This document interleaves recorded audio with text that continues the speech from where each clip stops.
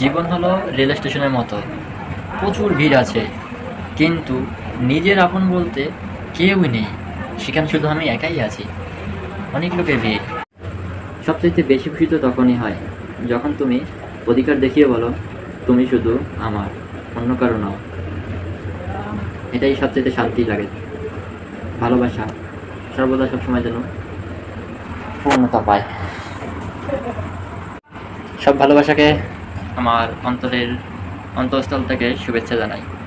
ভালোবাসা আর ভালো সম্পর্ক একে হৃদয় দিয়ে আগলে রাখতে হয়, তা না হলে সেই ভালোবাসা আর ভালো সম্পর্ক বেশি দিন থাকে না।